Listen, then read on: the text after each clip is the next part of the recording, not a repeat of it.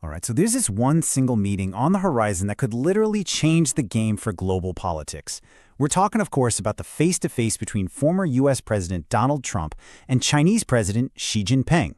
And let me tell you, with the relationship between these two superpowers being more fragile than it's been in decades, this is not just another summit. No, this is a massive potential turning point. And really, it all boils down to this one huge question. The answer could mean we see them trying to cool things down from a pretty dangerous path, or it could mean they just double down on the rivalry that already has the whole world on edge. It's a choice between starting a new chapter or just digging the old one even deeper. So, what is it that makes this meeting so important? Why are we calling it a landmark event, not just, another diplomatic handshake? Well, first, the who and the where. It's happening on the sidelines of the APEC summit in South Korea. Now, that's a really crucial detail. This isn't some quiet, private chat behind closed doors. Nope. It's all happening on a global stage, and you can bet every other major leader is going to be watching their every move. But here's the real kicker, the time gap. This is their first in-person conversation since 2019. Just think about everything that has happened since then. A global pandemic, economic friction just ramping up, and some pretty sharp words being thrown around. The tension has been building for years. Yeah, that gap you see, that represents years of them basically communicating at each other, not with each other. We're talking punitive tariffs and public accusations. A direct face-to-face dialogue has been totally missing from the picture.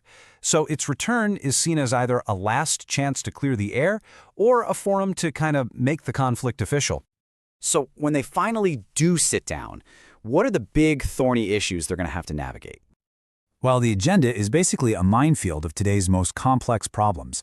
Under trade, you've got the ongoing tariff war that's thrown global supply chains into chaos.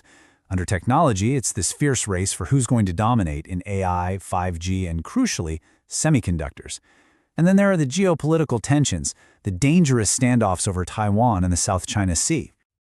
And look, these aren't just abstract topics for them to debate. They have real, concrete consequences for all of us. The outcome of these talks could directly impact the price of your next phone, the future of tech standards around the globe, and even the risk of a military miscalculation in Asia. So this all brings us to a head. It's a major crossroads, with two starkly different paths forward from this one meeting. Okay, so one path is a reset. Now that doesn't mean they'll suddenly become best friends. It's more about agreeing to manage the competition and stabilize a relationship that's honestly been in a free fall. It's about finding some guardrails. The other path? Letting the rivalry prevail. That's where the meeting leads to no breakthroughs and the friction just gets worse, locking us into this long-term state of competition. So what's it going to be? A practical attempt to just lower the temperature a bit? Or is this just going to be an admission that their disagreements are simply too big to fix right now? And this isn't just some drama between two countries. The outcome is going to have ripple effects across the entire globe.